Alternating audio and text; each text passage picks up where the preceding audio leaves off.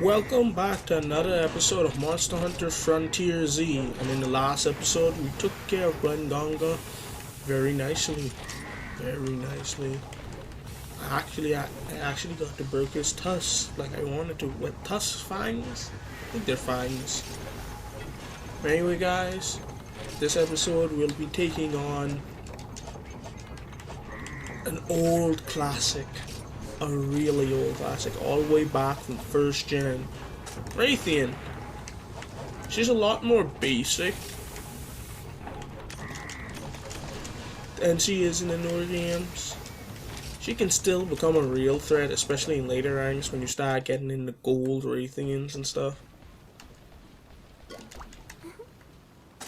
But she's nothing you haven't seen before if you're a fan of these games, but she is really neat if you haven't seen her in action before.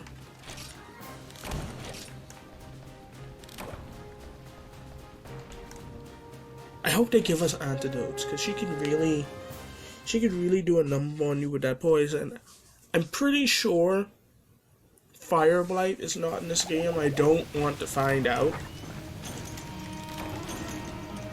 But I'm pretty sure it's not. I know there are things known as Zenith monsters, and they're gonna fix things like Zenith Fire, Zenith Water, and that's when the blights start getting in.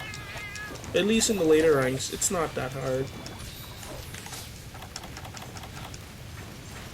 I believe she actually has to fly over to Area 3 because she's in Area 10.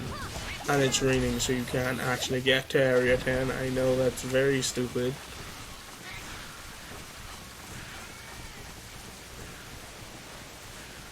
So you could accidentally go around looking everywhere for this Rathan.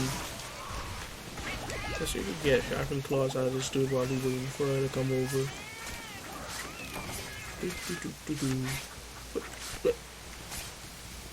Rathan,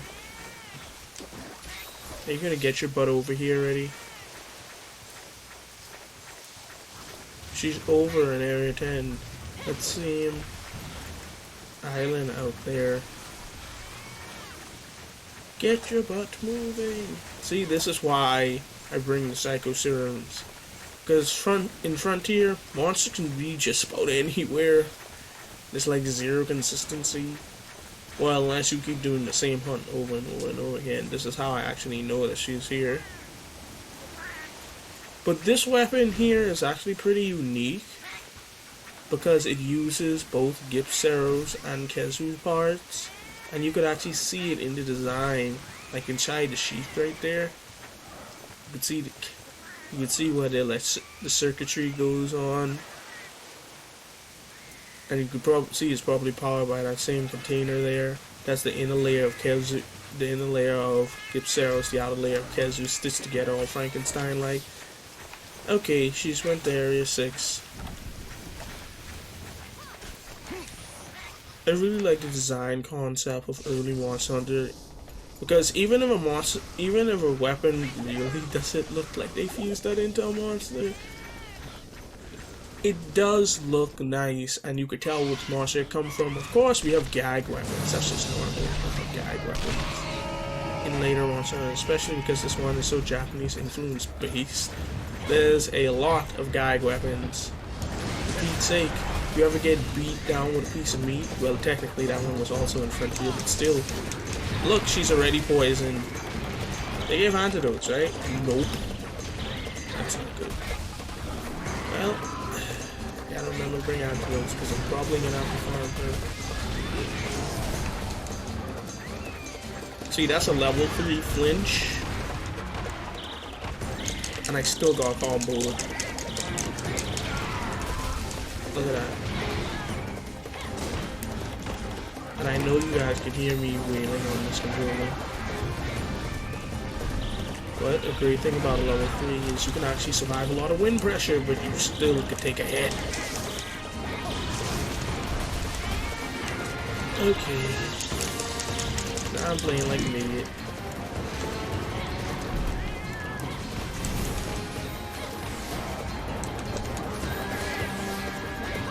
Okay, let's take that. There we are. I should probably go for a tail setter, shouldn't I? I don't think my sword is long enough.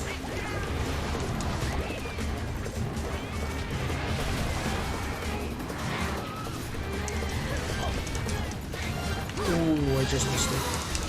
Ah! Because we do have a subquest for the tail guard, for cutting off the tail. Unfortunately, she doesn't hang in the air much like she does once she entered 3rd gen. So it's very hard to actually get at her tail with a weapon doesn't have sufficient length.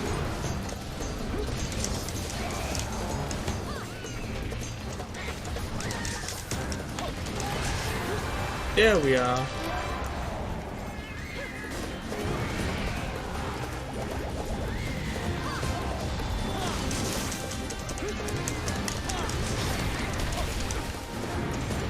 And yes, cutting off parts like tails does weaken their range slightly.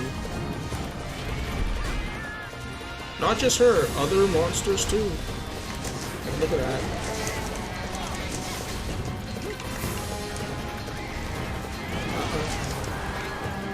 Wow, we flinched out of there. Sorry for the camera, but monsters also don't get exhausted in this game, so breath attacks always work, so you can always see a breath attack coming. Especially when you like to get up close and personal in a monster's face.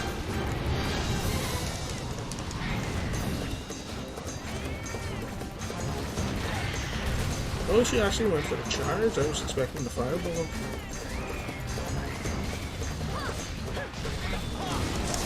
Ha! It was either I hit her or I get fireballed in the face that moment. Oh, she's running. Rathan's always a nice fight.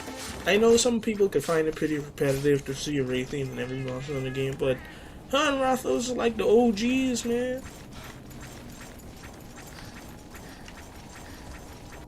Like, they're always there. But they are always a nice fight.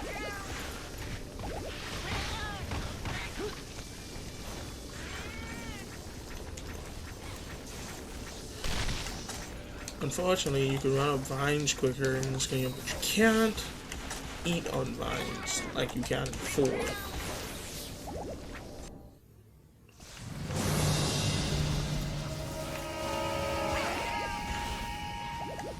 What in the world? Oh my goodness!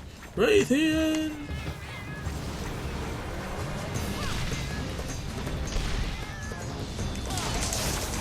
Don't you even move! Don't you move! I have high-grade earplugs! Also, wow, she can still poison him without the end of a tail. At least that's something you guys should keep in mind. She can still poison you without the end of a tail, but it does cut her range a lot. So at least that's good.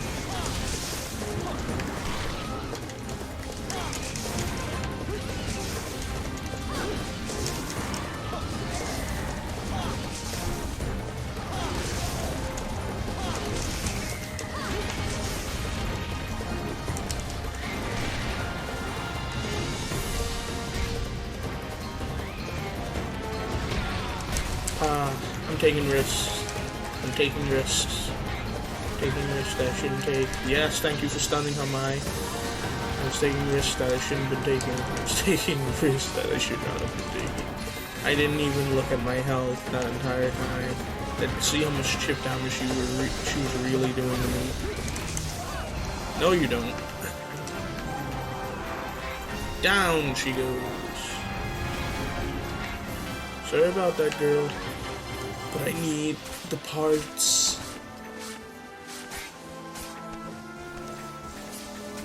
Because I'm pretty sure I want to make a set of this for my...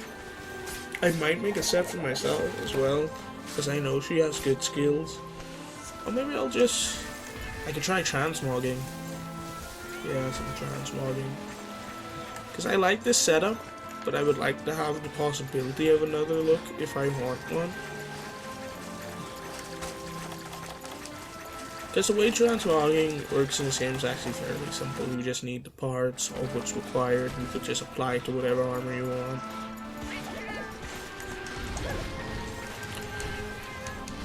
A weird thing with the greatsword in this game that a lot of people find weird is when you press, you know, usually unsheathing attack. If you're not holding R like you're running, you will go into horizontal slash instead of your normal just level 3. Well, at least your normal opening attack that you can go into a level 3 from. But you could still do it as long as you hold the sprint button down when you do the move. A plate! A plate! Yeah, that's cap. Any one of you coming from newer monsters know.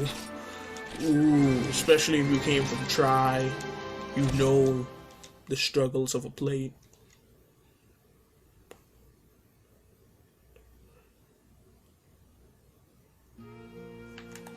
But anyway guys, if you liked the video, please leave a comment, like and subscribe for more Monster Hunter videos, and I will see you next time. Peace.